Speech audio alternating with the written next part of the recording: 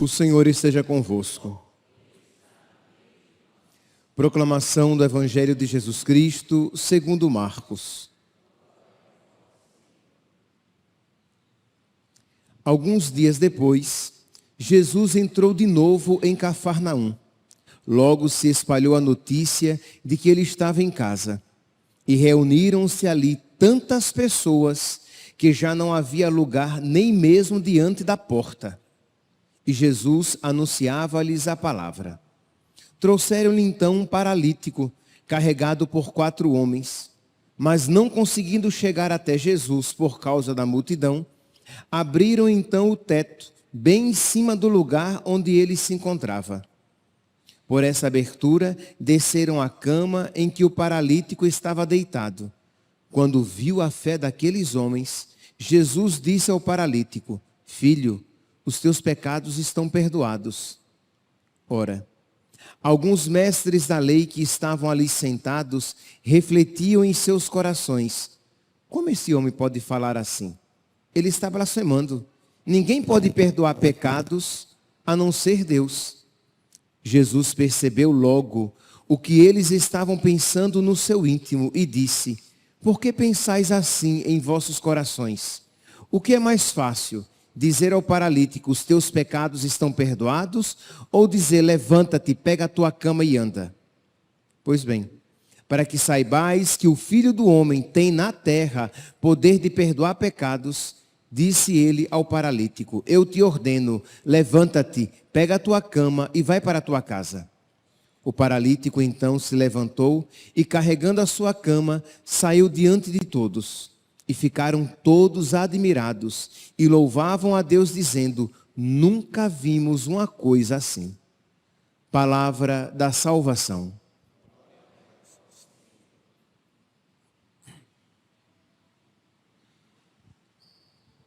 Caríssimos irmãos e irmãs, o Evangelho de hoje nos apresenta Jesus na casa de Pedro. Jesus volta a Cafarnaum e diz, já começa a ser conhecido, as pessoas sabem de tudo aquilo, como ele prega como quem tem autoridade e daquilo que ele realiza com poder. Então as multidões vão à sua procura, de modo que diz que havia tanta gente que nem mesmo diante da porta havia lugar. Estava tudo lotado. Uma multidão. E diz que 4 homens carregam um paralítico. Um homem que queria ver Jesus.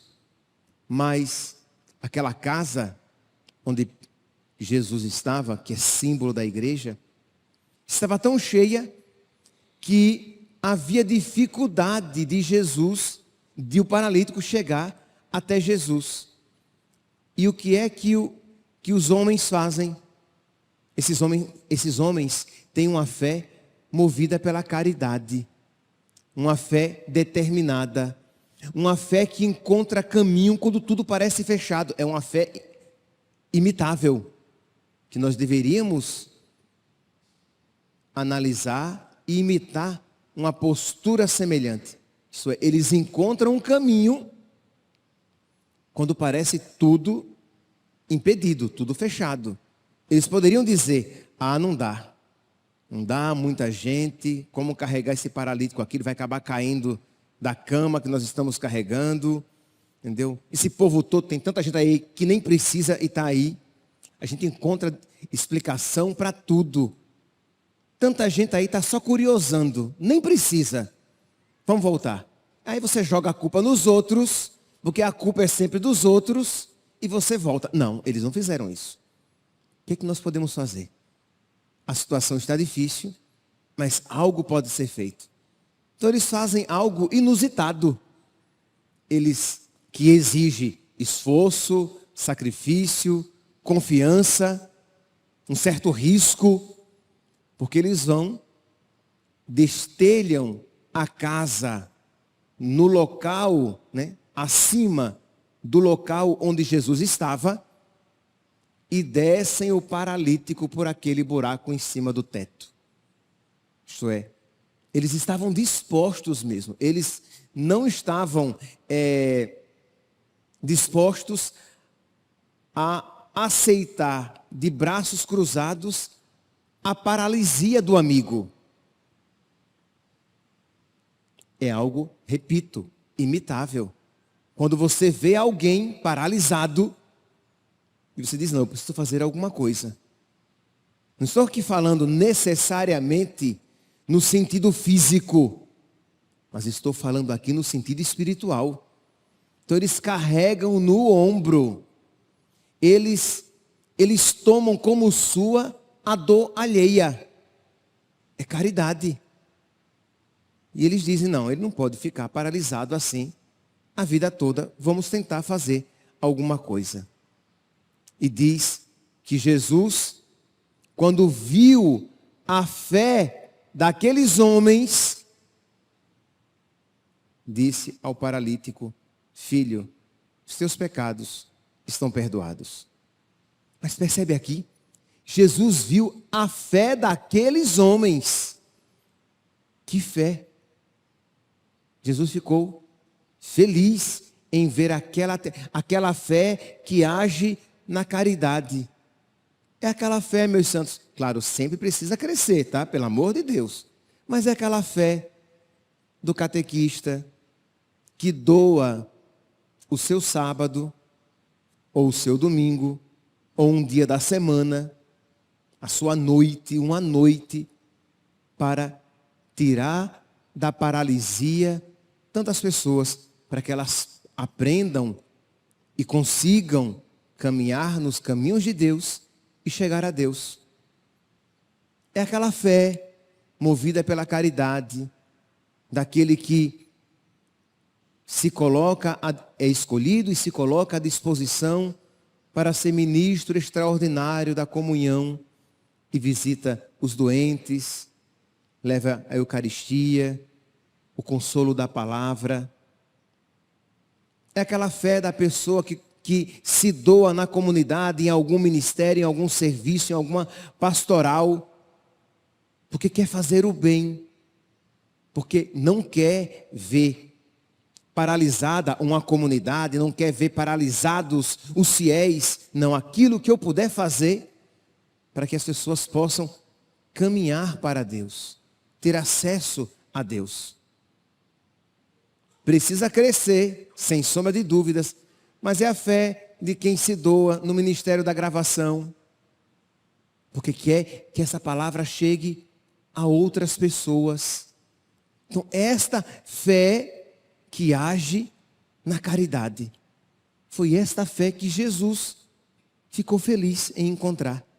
Não é apenas aquela fé intimista, fechada em si mesmo, mas que não produz fruto.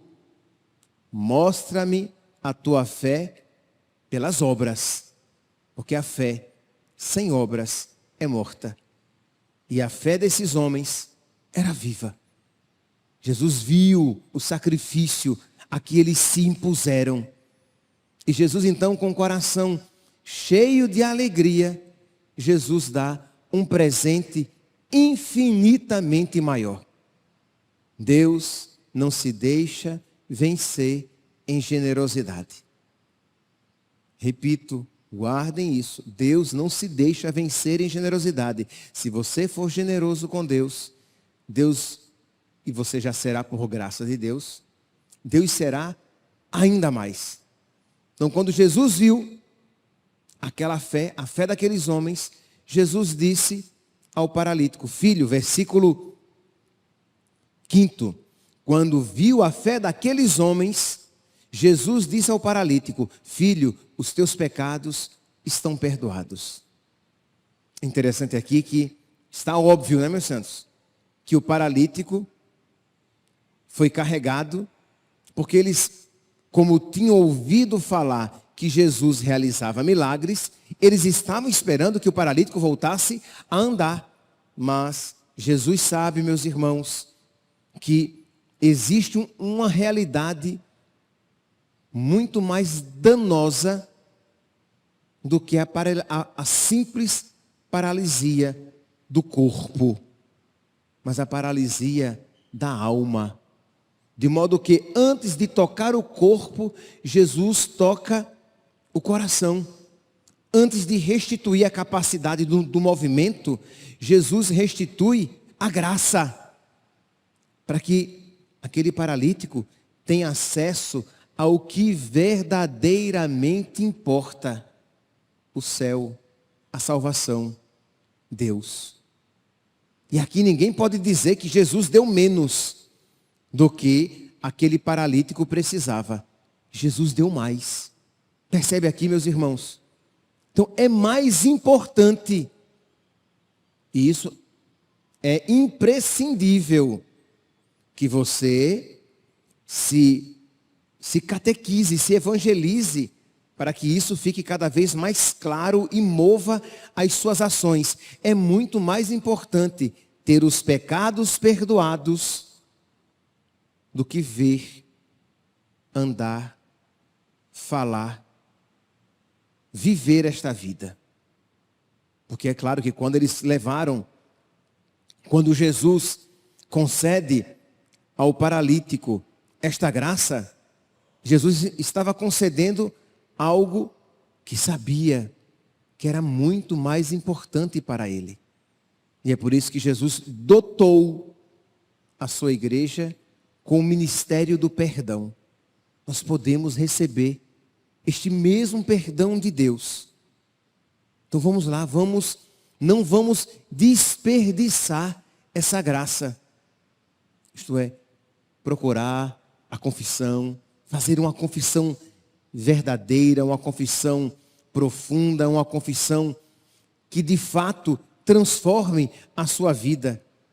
Entrar na fila da confissão com esta gratidão de que Deus vai nos conceder, repito, algo melhor do que a vista se fôssemos cegos, do que o movimento se fôssemos paralíticos, do que a fala se fôssemos mudo, a audição se fôssemos surdos.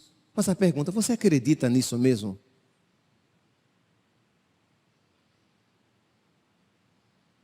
De verdade, se lhe fosse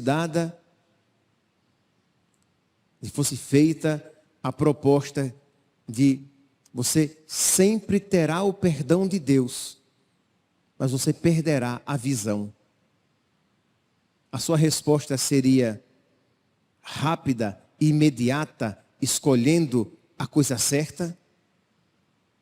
Porque você deseja o desejável, que está em primeiro lugar? Ou você iria titubear? Nossa, eu não estou falando, pelo amor de Deus, que perder a visão seja algo qualquer, indiferente. Estou falando que nós lidamos de uma maneira qualquer e indiferente com o dom que nos é oferecido. Isto é, nós não de fato valorizamos esta graça que é oferecida. Aí você vai dizer: padre, mas eu procuro o sacramento da confissão. E faz muito bem, está correto. Seria muito triste se você não procurasse, e não procurasse devidamente para manter a sua alma limpa, pura. Mas existe um perigo, meus santos. Existe um perigo em uma igreja em que o sacramento da confissão é oferecido abundantemente. E a este perigo nós iremos nos expor, com a graça de Deus. Mas existe um perigo. Existe um perigo numa igreja em que tem confissão todos os dias. Existe um perigo de você banalizar o pecado. Eu vou, mas amanhã eu vou lá na igreja e eu me confesso. Isto é, será? Seja sincero. Olhe para o seu coração. Será que você lidaria com os seus pecados se você soubesse que, olha, só tem confissão uma vez no mês, numa fila interminável? Eu vou perder um dia para conseguir me confessar, porque ou é naquele dia ou tchau. É ficar em pecado e se morrer naquela situação, só Deus sabe. De verdade. Não são poucas as pessoas em que a gente percebe que existe uma certa banalização do sacramento da confissão, consequentemente do pecado cometido. Ou do pecado cometido e consequentemente da confissão. Isto é, você diz, não, mas tem confissão todos os dias. Tem confissão no domingo quase que o dia inteiro. Então, eu peco e vou lá e confesso. Percebe? Primeiro que uma atitude como essa já demonstra que não há um arrependimento verdadeiro. Está impossibilitando você de receber o perdão, porque uma das condições necessárias é um arrependimento verdadeiro. É um propósito sincero de não voltar a pecar. Mas vocês compreendem que existe este perigo? E é claro, a solução não é dificultar a confissão. A solução é a mudança de coração. É a mudança de vida. Isto é, você pedir a nosso Senhor a graça de um arrependimento verdadeiro, de um rompimento radical com o pecado, para que você de fato, você valorize esta graça que é oferecida.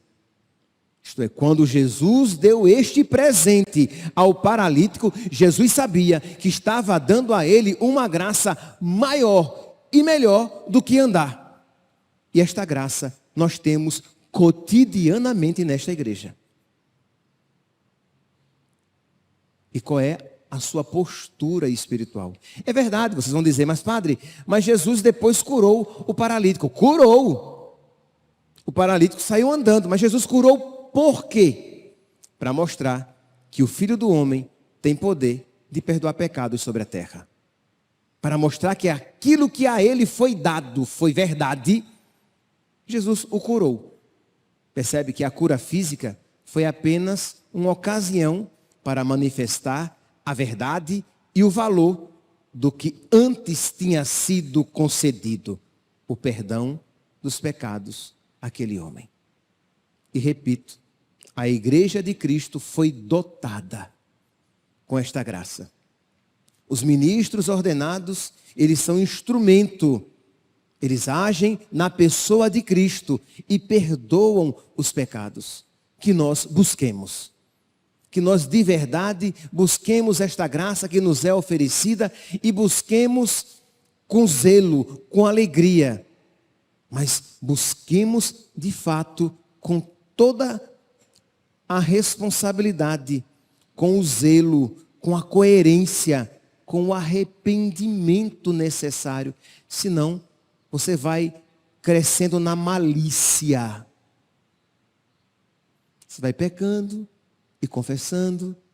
Eu posso confessar, então eu posso pecar. Mas eu posso confessar, então eu posso pecar, porque depois eu confesso. E essa malícia vai incapacitando você de receber o perdão, porque, como às vezes o padre não vê, não percebe a malícia ali presente, ele pode até dizer as palavras da absolvição, mas ela, de fato, não acontecerá. Que nós então, meus irmãos, hoje, diante desta palavra, nós peçamos a Deus primeiro uma fé determinada, uma fé que se move pela caridade, que nós ajudemos as pessoas em suas paralisias, que a nossa fé tenha obras de fato para que nós alegremos o coração de nosso Senhor. Segundo ponto que nós podemos hoje, dentro desta palavra, fazer oração, pedir a Deus, é a graça de um arrependimento cada vez mais profundo dos nossos pecados. De um conhecimento, de uma luz cada vez maior, para que eu compreenda a gravidade dos meus erros. Para que a graça sacramental seja cada vez mais transformante na minha vida. Louvado seja nosso Senhor Jesus Cristo. Para sempre seja louvado.